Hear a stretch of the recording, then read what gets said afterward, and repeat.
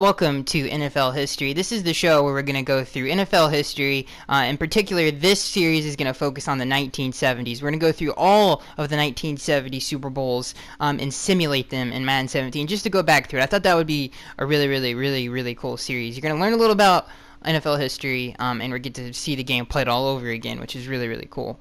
In my opinion, the 1970s, it's probably my favorite era. I'm a little biased because I'm a Dolphins fan, but I love NFL history. I'm an NFL history enthusiast, and the 70s is just, there were so many iconic teams between the Purple People Eaters, America's team, and the Dallas Cowboys, the Dolphins, the Don Shula Dolphins, the no-name defense. There was just so many, Vince Lombardi's Packers, Lynn Dawson's Chiefs, Hank Stram. There were so many iconic characters in the 70s and iconic teams that really make the 1970s really stand out. So I thought it'd be cool to go back through every single Super Bowl and simulate and see what happens, because there were a lot of upsets in the 1970s, and particularly this Super Bowl, which really kicked off the 1970s. This was the last year of the AFL NFL being separate leagues. They agreed on it when Joe Namath beat the Baltimore Colts in Johnny U, the biggest upset, in my opinion, in NFL history. That really caused the merger, in case you guys really don't know. AFL and NFL were two totally separate leagues. In a short story, Joe Namath beats the Baltimore Colts to really show that the AFL does not have inferior talent, and then the both can merge without much of a drop-off, and the NFL is not just destroying the AFL, and that's what really led to the merger. But this was the last year that the AFL and the NFL were two separate leagues. So the Chiefs going into this Super Bowl were heavy underdogs, even though they had a really talented team. On the other side, the Minnesota Vikings are one of the greatest powerhouses in NFL history. They went to 4 Super Bowls in the 1970s. The Purple People Eaters are just probably, in terms of consistency, I think the only thing that really rivals them is the Steel Curtain, because that defense led their team to 4, like the Legion of Boom and Ray Lewis's 2000 Ravens and the 2000 Buccaneers, all of those great defenses. They weren't consistent like the Purple People Eaters. They went to 4 Super Bowls, which is just insane. So the Minnesota Vikings were just an absolute monster, and the Kansas City Chiefs nobody gave them any kind of chance to win it. And Lynn Dawson and Hank Stram, who's a Hall of Fame coach, Hall of Fame quarterback, and obviously on the other side you have Bud Grant and Joe Kapp, who was starting in the place of the injured Fran Tarkington. But even then, the Chiefs were underdogs. So going into the Super Bowl, everybody thought it was going to be a blowout. The NFL is still the superior league to the AFL, and it was one of the biggest upsets and most underrated upsets in NFL history. And not only was it an upset, but it was they dominated the Minnesota Vikings 23-7. So maybe in this simulation we'll see a different outcome. It'll be interesting, but really this game was seriously one of the more underrated upsets in sports history, because the Vikings are so very talented.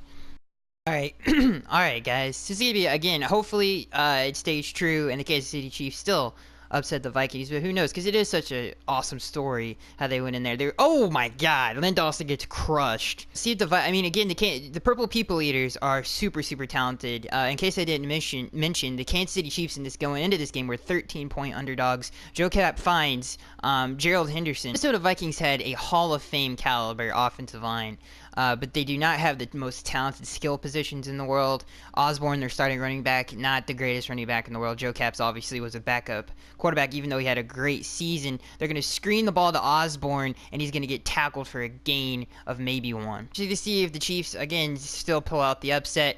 The Chiefs defense do have Hall of Famers all over. They have Emmett Thomas and Buck Berkman, both made anniversary teams. Joe Kapp finds Osborne for a gain of maybe, but there is a flag. Remember, the Minnesota Vikings went 0 for 4 in the 70s on Super Bowl, so hopefully they actually can play up to their potential in this game and get the dub, even though the Kansas City Chiefs offense is way more talented than the Vikings offense was in this particular Super Bowl. Joe Kapp takes the snap and he misfires. The Kansas City Chiefs have Hall of Famers like middle linebacker and Laner, who made the top 100 greatest players list. Joe Kapp does a little delayed handoff to Osborne and gains just about nothing. Any offenses can get it going. So far, both defenses have been pretty much stopping the other offense. Let's see if Lynn Dawson's offense, who is the more talented offense, can take advantage of that. Joe Cap's got a 3rd and long. He's got to be careful here. There's a lot of Hall of Famers on this Chiefs defense, and he finds Reed for almost a 1st down. Lynn Dawson is going to have terrible field position right here. The Purple People Eaters can take advantage of that and get some great field position for Joe Cap in the Minnesota Vikings offense. But the Chiefs are looking pretty good. They still might pull out the upset. To be 13-point underdogs is pretty crazy. Lynn Dawson's got all the time in the world, and he dumps it down to Otis Taylor for a 3-yard gain. Dawson's got to get good field position for at least his defense. The Purple People Eaters are a dangerous defense. Went to, like I said, 4 Super Bowls in the 70s. Lynn Dawson, a little bit of a butt tap, and he hands the ball off to Mike Garrett, who, he fights his way for a 1st down. Lynn Dawson has got the offense gelling a little bit here. Let's see if they can move the ball. We're in the 2nd quarter. Nobody has even come close to score. I think the Minnesota Vikings may, have crossed territory so far. Lynn Dawson lining up in the I formation, hands the ball off to Mike Garrett, who barely gets the 1st down. Dawson has got the Chiefs grooving right now. There are I think there's 4 or 5 Hall of Famers playing in this game, or 4 or 5 people who made the top 100 list, NFL greatest top 100 list, which is insane. Both these teams super talented. Mike Garrett gets another handoff. He goes right up the middle for a gain of 9. Dawson is moving with the Kansas City Chiefs. If it wasn't for such terrible field position, who knows? But we still have gone scoreless, and it's almost the 2nd half. Otis Taylor is motioning. Lynn Dawson takes the snap, and he finds his tight end a little across. Dawson with another short yardage situation here. Let's see if he can take advantage. It looks like they're spreading him out. Lynn Dawson going for the pass here is interesting. He takes the snap. He's looking. He finds Otis Taylor, or excuse me, Mike Garrett. It's fun watching Lynn Dawson work the 2-minute drill. So far, the Kansas City Chiefs have outplayed the Minnesota Vikings, so it looks like history is going to repeat itself. One thing these two teams have in common is they did pass the ball more than any other team because they had Hall of Fame quarterbacks like Lynn Dawson and Fran Tarkington. Lynn Dawson takes the snap, not feeling any pressure, and he almost is picked off by Paul Krause. For the weird angle here, I have no idea. It's just weird the simulation does this. Lynn Dawson takes the snap. He's going to find Otis Taylor for another 1st down. Dawson in opponent's territory in the 2-minute drill. Like I said, both these offenses were, they had great quarterbacks and they utilized them well. Passed it more than most of the teams did in the 70s. Lynn Dawson takes the snap. Let's see if he can find Otis Taylor again, and he finds his receiver all the way down to the red zone. Let's see. Lynn Dawson, 6 for 6, has not missed a pass. Lynn Dawson has, Hank Stram and Lynn Dawson have used all their timeouts. I don't think Lynn Dawson has missed 1 pass yet, which is insane. He's cutting up the Purple People Eaters right now. I need to play action pass here. He's going to the end zone, and Otis Taylor drops the ball. The first incomplete pass that Lynn Dawson has thrown, which is crazy. Looking back on the Super Bowl, Lynn Dawson definitely was the best quarterback on the football field for either team. So that was a huge factor for them winning the Super Bowl. Lynn Dawson, really underrated and on the all-time great quarterbacks. He takes the snap. He's got all the time in the world, and he lobs it to the end zone, and he finds his receiver for the first score of the game. So starting the 2nd half, Joe Cap and his offense gets the ball. Let's see if they can answer Lynn Dawson's insanely long drive that I think started at their own 5-yard line. Joe Cap takes the handoff to Osborne, and he goes all the way down for a gain of maybe 6. Joe Cap can march his team down the field. So far, history is repeating itself. The Kansas City Chiefs are outplaying the Minnesota Vikings, even though the Vikings probably have the more talented roster. Joe Cap is running around, and he finds his man, and he couldn't cut up field. Joe Cap's trying to get his offense going. He's got a 3rd and short situation right here. Let's see if he can convert it. His offense is not as talented as the Lynn Dawson's offense. He's going to line up under center here in the I formation.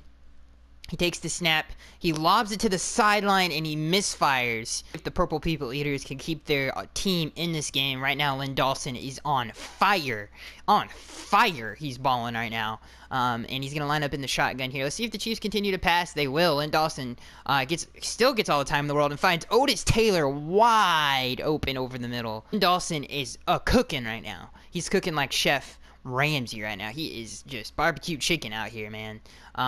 It's surprising. The thing that surprised me the most so far is the front 7 for the Vikings has not gotten any pressure, and they have like 3 Hall of Famers on it. And Lynn Dawson finds his receiver for a gain of 3. Continues to cook.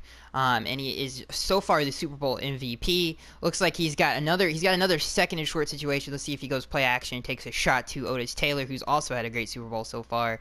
And he's just going to hand the ball off to Mike Garrett, and Mike Garrett goes right up the middle. He's got one man to beat, and that is Paul Krause, and he almost beats him. He almost took him out of his shoes, and he goes all the way down to the 15-yard line. Mike Garrett goes right up the middle.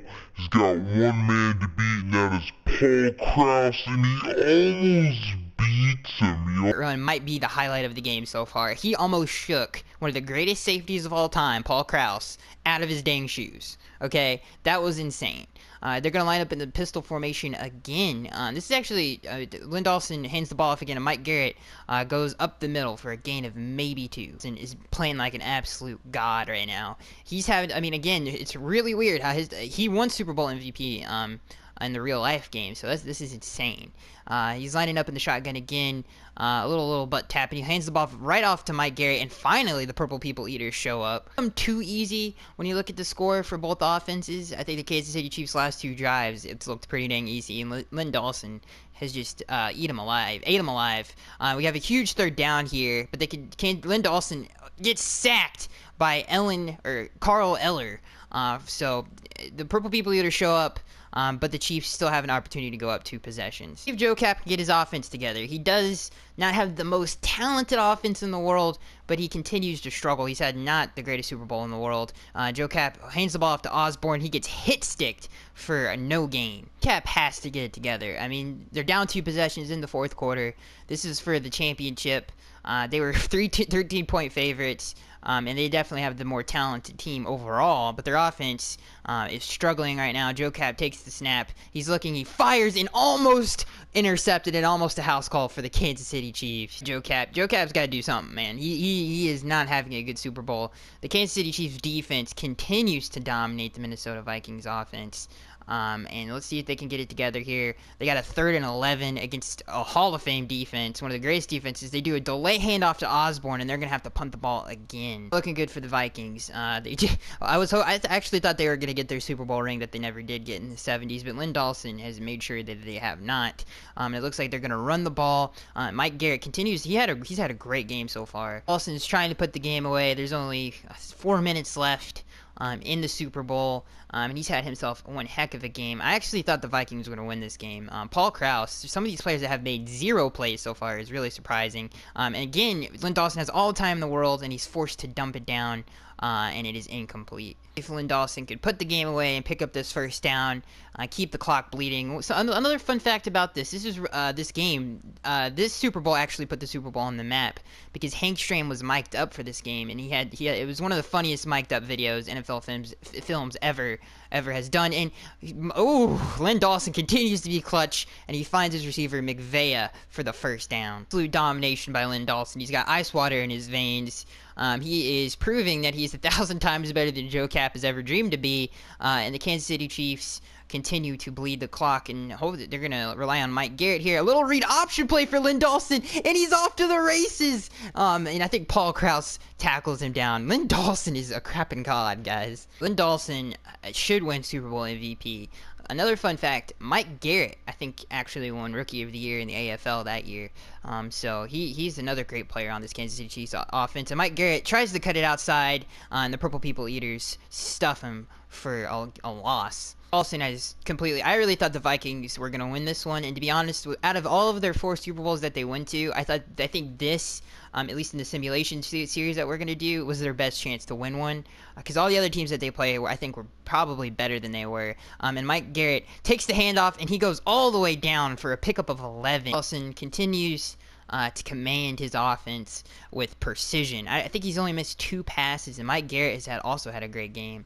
And to continue, a little counter play here to Mike Garrett. He's got blocking in front, and he's going to walk right into the end zone, saying goodbye to Paul Krause on the way there. It's eerily similar to the game in real life. I mean, it's insane. Like, I really do. I'm not even joking when I say I thought the Vikings were going to win this game. But Joe Cap had a terrible game, and so did Osborne. And they don't really have the most talented offense, and he's forced to dump it down for a minimal gain. Wyatt switches camera angles like this, but Joe Cap, let's see if he can get it. In real life, the Vikings got 1 touchdown on the board. Let's see if old Joe Cap can get one to the end zone here. and find him something, because it's pretty bad. And he finds his man on the crossing route for a first down. Fran Tarkington was starting. This would be a different ball game, but Lynn Dawson has thoroughly outplayed Joe Cap so far in this game, and it is what it is. But let's see if old Joe Cap can get a touchdown on the board here. He takes the snap and he finds his man on the quick slant for a gain of maybe 15. And I have no idea why. Let's see. Joe Cap is going to hand the ball off to Osborne, who gets a pretty dang good game. That was probably the best run he's had all game. See if old Joe Cap can get a touchdown on the board. Maybe the Chiefs hold out. They don't have any timeouts. There's only 20 seconds left, so they have to throw it to the end zone. And Joe Cap takes the snap. A great block from Osborne, but the blitz still gets in there. And he's forced to throw it out of bounds. Cap played pretty hot trash. I'm not gonna lie. They have a uphill. If they're gonna win one ring, they got to beat the Raiders. They're not beating my Dolphins. I can tell you right now. Joe Cap a little the snap. And he's gonna look, and he's gonna take the sack. So yeah, the Vikings just got straight dominated, and history repeats itself. The Kansas City Chiefs, 13-point underdogs. The AFL team, for the last time the AFL and NFL were two separate leagues. The Minnesota Vikings again. In this simulation, it wasn't even close, just like in real life. It's kind of crazy. To be honest, I'm serious when I say that I thought the Vikings were gonna win this game. Right there crying because he played like absolute hot trash. And I can't wait to do the next one. The next one's going to come out on Friday. Of all the Super Bowls, I think this is the one the Vikings probably had the most chance, the biggest chance to win. If you guys have predict who the Vikings might beat in the next 3 Super Bowls that they're going to appear in this series. It's going to be interesting. But Lynn Dawson went off. Lynn Dawson had one heck of a game. And that is going to be it, guys. It looks like Super Bowl MVP goes to Mike Garrett with 12 carries and 108 yards. I am Skaggs1383, and I will see you guys in the next one.